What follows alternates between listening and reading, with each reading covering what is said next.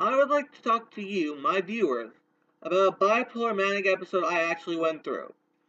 I'm warning you, this will be intense and disturbing. So if you don't think you can handle this, please go to clip 6. I ask you to forgive me for my actions before seeking the help I needed.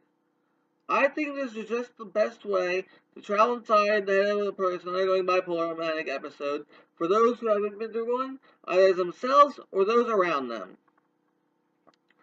I think it best not to give a specific time point, but it was years ago. I was working on a school paper that was due the next day. I hadn't started before that day. Just to let you know, I am a procrastinator and literally finished writing this episode a few hours ago by the time this is posted. Okay, back to my narrative and being serious. So yeah, school paper. I was at the computer typing my paper and bzzzt, the electricity went out. So there I was in front of the computer in my dark office, having not saved since I started typing. So I did a lot of people do.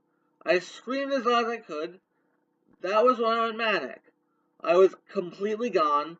I started throwing things, knocking things over, yelling out streams of obscenities. My mother came in to check on me, to make sure I was okay. When she was calm, she tried to soothe me, saying I could write in the library the next day, trying to encourage me, and I turned on her. My fists went flying. I don't know. I didn't know what I was doing. I was at the front. I was at the front of my brain. And I know what this seems like. It's no to some. It's no excuse. But I know there are people watching who know exactly what I did and why I went through this and would pardon those actions.